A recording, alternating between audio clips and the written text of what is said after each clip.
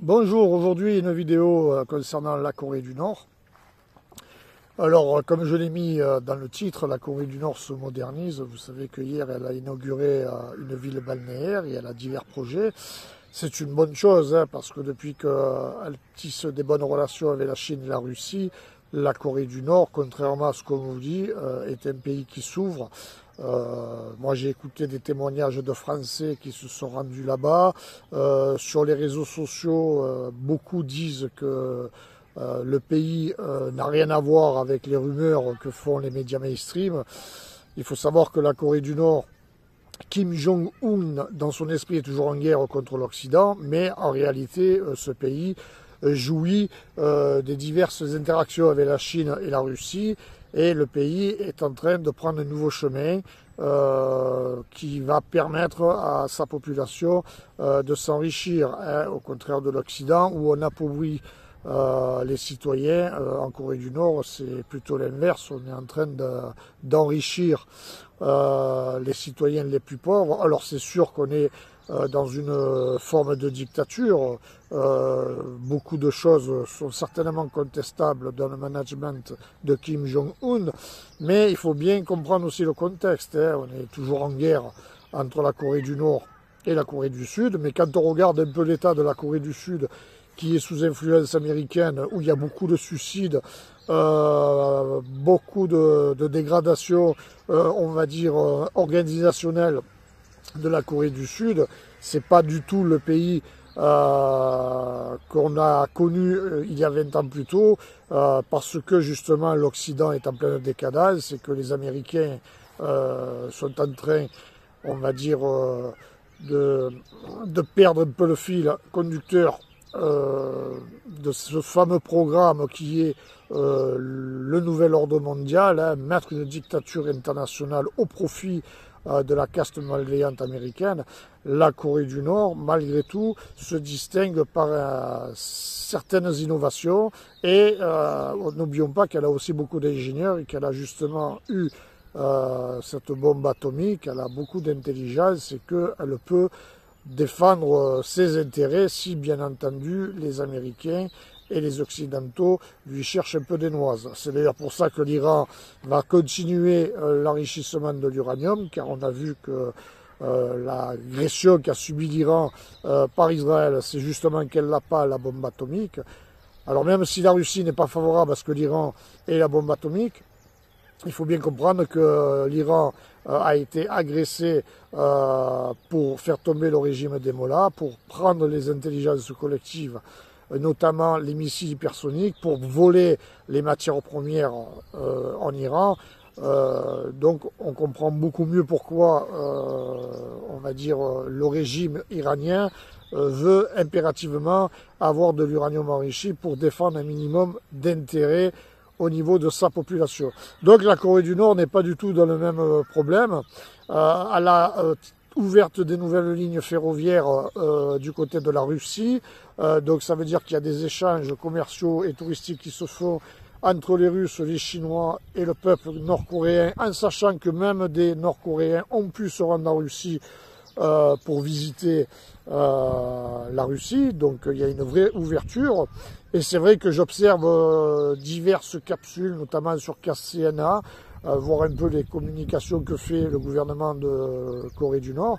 Et par rapport à diverses analyses que j'ai pu entendre de part et d'autre, beaucoup disent que c'est un pays qui se modernise de plus en plus et qu'on n'est pas du tout dans cette dictature morbide. Alors bien entendu, il y a certainement des assassinats en Corée du Nord, mais regardez en France, il y a eu beaucoup d'assassinats dans le renseignement français. La Suisse a recours énormément à d'assassinats politiques, sauf qu'ils n'en parlent pas, parce que justement les médias suisses sont tenus par cette caste malveillante, et il faut savoir que Kim Jong-un a été formé en Suisse, à Zurich.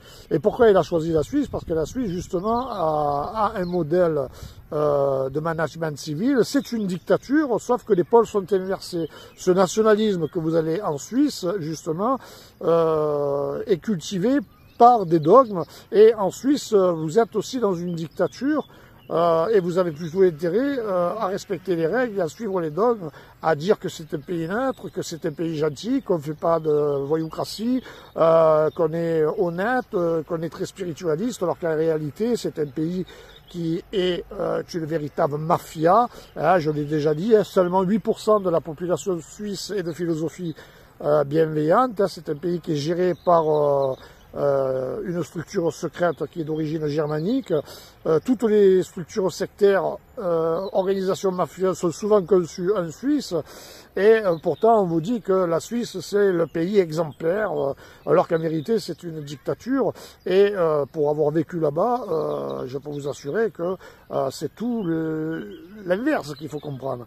Mais c'est vrai qu'en Suisse vous n'avez pas de liberté, un peu comme l'Occident aujourd'hui, on le voit en France, beaucoup d'interdictions. Si vous ne pensez pas comme l'ont décidé certaines castes politiques, on va vous traiter de complotiste, on va vous faire des ardoises sur Wikipédia, on va vous faire des fichages au renseignement, etc. En Suisse, ça fonctionne pareil. Mais si on doit comparer la Corée du Nord et la Suisse, paradoxalement, la Corée du Nord a beaucoup plus d'avenir que la Suisse. De toute façon, la Suisse doit prendre on va dire une nouvelle direction en 2030. Déjà la Suisse allemande veut se séparer des autres cantons de Suisse, et puis on est dans un conflit et il n'est pas exclu que la Suisse en subisse les contre-coups, parce que c'est un pays qui a toujours soutenu le terrorisme et qui a toujours monté les diplomaties les unes contre les autres, justement au profit de ces banques. Il faut savoir que la Suisse, c'est un peu le noyau dur qui gouverne les États-Unis d'Amérique. Les banques aux États-Unis sont aussi gérées par cette caste secrète qui ont inventé énormément d'intelligence dans les produits financiers, qui ont inventé l'offshoring, le black diplomatique, et la Suisse est un peu le cœur névralgique de toute cette organisation mondiale, et il faut, dans un, on va dire un avenir assez court, détruire la Suisse. Sauf que les Suisses sont très intelligents aussi et ils font beaucoup de ruses. Donc il faut faire très attention en Suisse, surtout si vous êtes dans les milieux des affaires. Et même, je dirais, dans la vie civile, vous savez, les Suisses, ils peuvent vous accueillir, ils vont vous inviter chez eux pour tisser du lien. Ça, ce qu'ils vous disent, en vérité, c'est pour mieux vous connaître. Il y a énormément d'honorables correspondants ensuite. C'est très sectaire, c'est très dangereux. Et c'est pour ça, d'ailleurs, que la Corée du Nord aussi a un régime, on va dire, qui est très difficile à changer, parce que en fait, elle jouit de la méthodologie qui a été mise en place en Suisse. Donc en Suisse, on va dire, le choix philosophique a été la ruse, donc faire croire que vous êtes gentil, qu'on est un pays sérieux, spiritualiste, alors qu'en réalité c'est tout le contraire, alors que la Corée du Nord c'est une approche un peu plus frontale, mais en n'oublions pas que la Corée du Nord, dans son esprit, est en guerre.